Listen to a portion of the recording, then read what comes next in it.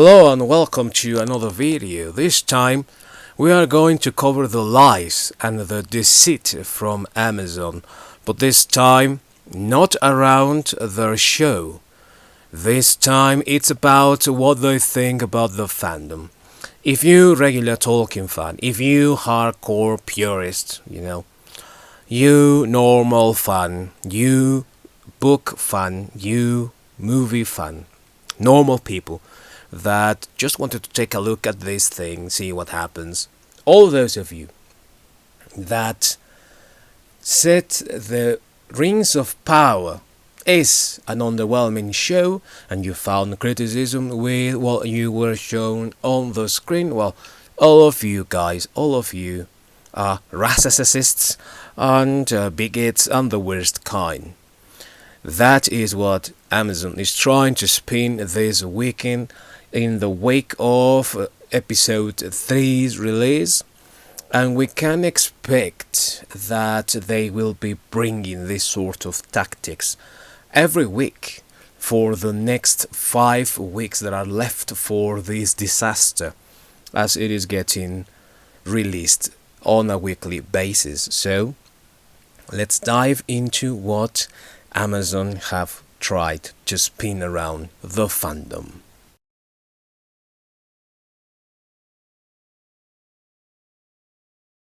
As you may very well know, their tactics began with trying to suspend any reviews to the Rings of Power directly over at Amazon. They said that they were looking into possible bots or something like that, and they later claimed that they were going to delay for 72 hours the service. You could not leave a review until you waited 72 hours.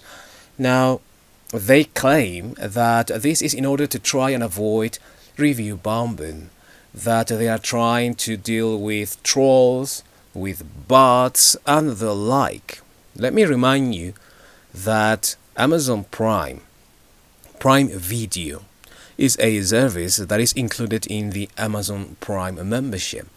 The Amazon Prime membership is mainly a premier service that allows you to have free shipping all over the world, basically.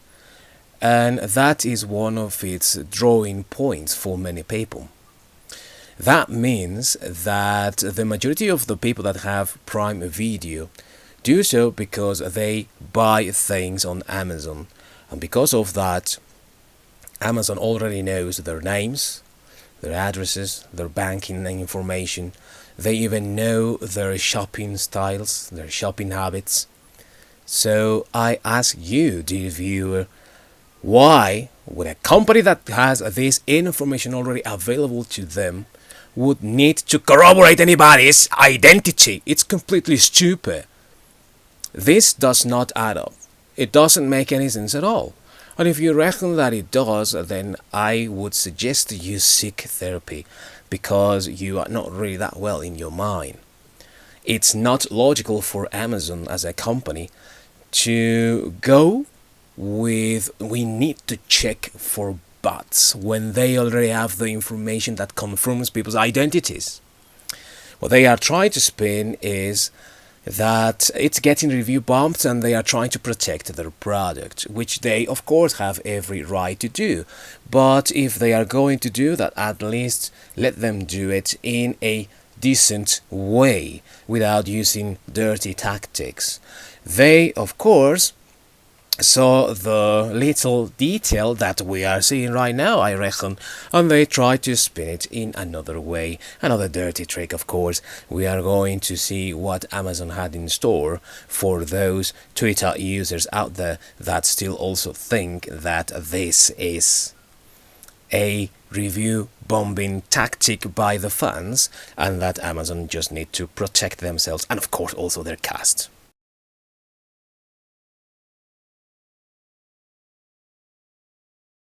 On the eve of the release of episode 3, The official account on Twitter wrote, quote, "We, the cast of Rings of Power, stand together in absolute solidarity and against the relentless racism, threats, harassment and abuse some of our castmates of color, alright, only them, are being subjected to on a daily basis.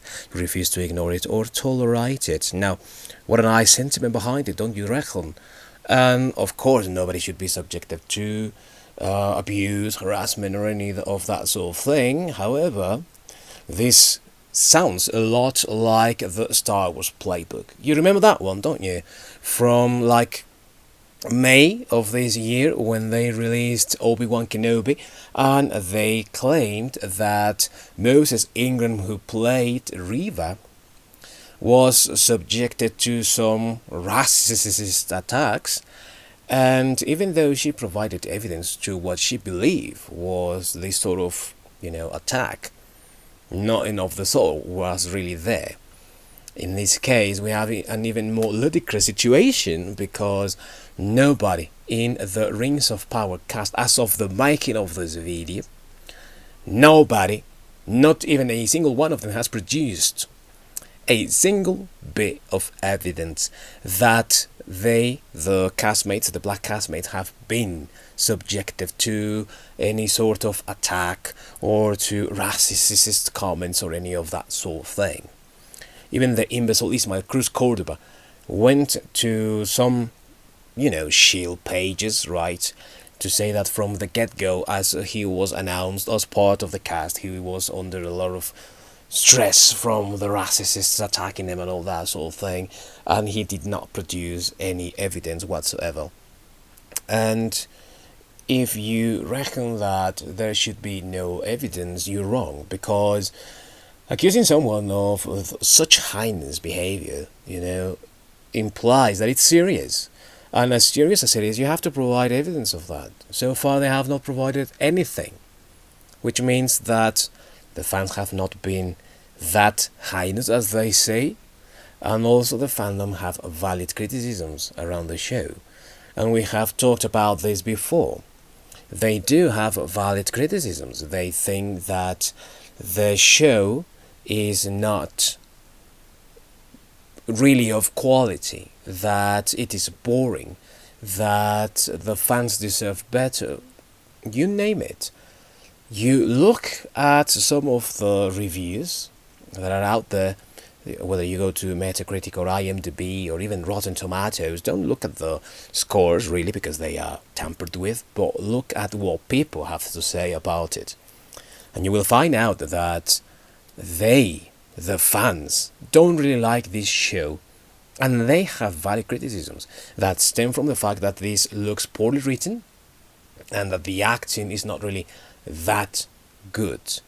Not everybody, of course, and even on a curious, turn around, the cast, the black cast, has been praised. Ismael Cruz Cordoba has been praised, and Sofia Nomvete has also been praised, when we were all thinking that they were just a bunch of activists, as they made themselves out to be in the interviews and junkets and marketing, promotionals and all that sort of thing. But in reality, they are actually doing a very good job. And criticism to acting has been directed mainly to Morfydd Clark, who is the cast, let's say, main protagonist of this show. And the fans have claimed that they have liked what they have seen from the female dwarf, the first black female dwarf, and all that sort of thing. So that which they are talking about, these attacks, these racism, I don't reckon that is really what is actually happening.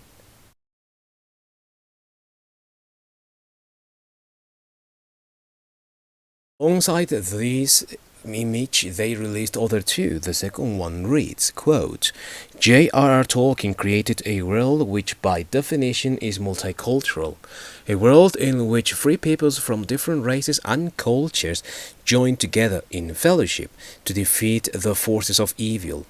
Rings of Power reflects that. Our world has never been all white. Fantasy has never been all white. Middle Earth is not all white.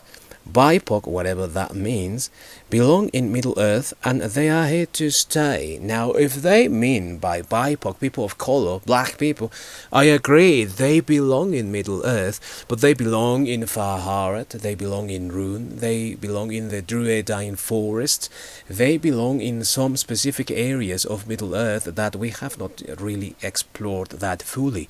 And the reason behind that is that many of them sided with Sauron during the Third Age and what we call the War of the Ring. Because of that, and because of what Tolkien talks about orcs being part of the evil side in these stories, not much is told about these cultures. I'm talking about the orcs, and I'm talking about the people of Harad called the Haradrim, and also, of course, the people of Rune. Now, in the case of the people from the Druidine Forest, that's an entirely different story because they are good people, honest people, decent people, but not much is known about them because they are sort of wild men, of course, but also they have or try to avoid having dealings with humans. Their dealings with them are few and far between. They do try to help King Theoden and also, of course, Gondor, but they are in reality their own entities, right? And here you had the opportunity, if you really wanted, to bring, and I am using bring here with major air quotes, diversity into the world of Middle Earth. Well, you could have done that. You could have gone to explore those areas, and we never really had that happening. And another thing also is that from the history, there are the wizards. We only know of 3. Radagast the Brown, and we don't know much about him. Gandalf the Grey, that becomes Gandalf the White at the end of the Third Age, and Saruman the White. The other 2 that are the Blue Wizards, we don't know really much about them. They travelled to the far east and south. We could have also known about them, you know, in stories of these people maybe going into Harad and teaching some people, you know, witchcraft or something like that. We never got any of that. And it's a shame, because it could have really expanded as they wanted on the mythology. But it's a missed opportunity there. The final bit reads, quote, "Finally, all our love and fellowship go out to the fans supporting us, especially fans of color who are themselves being attacked simply for existing in this fandom. We see you. Your bravery and endless creativity, your cosplays, fan cams, fan art, and insights make this community a richer place and remind us of our purpose." We are going to get into that in a little bit. "You are valid, you are loved, and you belong. You are an integral part of the Lord of the Rings family. Thanks for having our backs." Now, they say that the existence of black fans gives them purpose. That sounds quite activist, don't you reckon? I would have said that a company that is devoted to creating shows and movies has a purpose indeed, but that is not the agenda or following an agenda or something like that, you know? Being activists and all. Their purpose is to entertain. That is what they have to be doing. That's what they should be worrying about. Not whether fans are accepted or not, or welcomed in or not. You know, the only people that are rejecting fans here are they themselves. Nobody is rejecting fans. Nobody else is telling fans to go and sort off. Nobody else is doing any of that sort of thing. In fact, the fandom was quite welcoming before the Rings of Power, and it's only after the Rings of Power that we see this division, which is what they are always trying to do with pretty much every single other franchise out there, whether you call it Star Wars or Star Trek or any other that you might think of. It's the same thing over and over again, trying to raise division.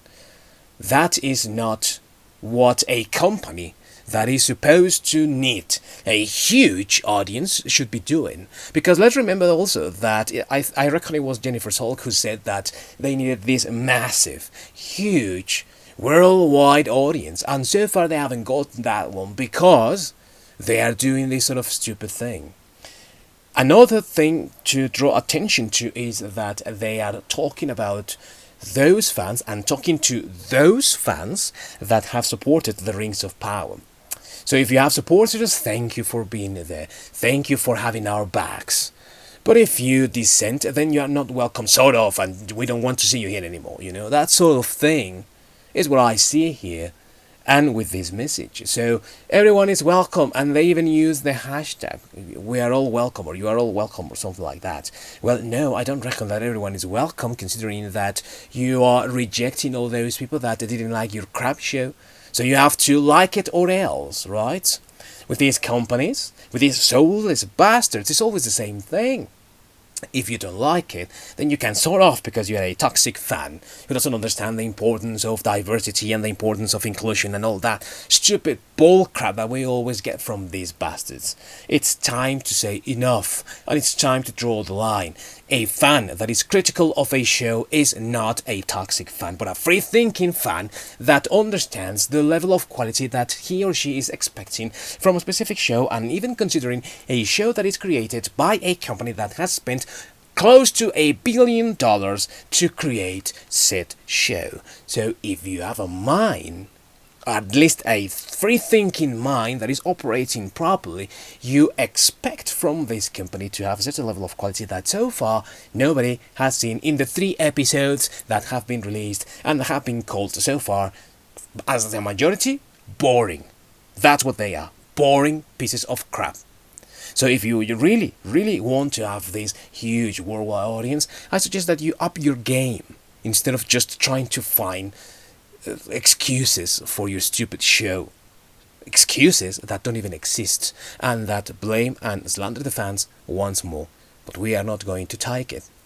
Those are my Viking views. Let me know your opinion down below in the comments. Thank you very much for watching, and see you next time.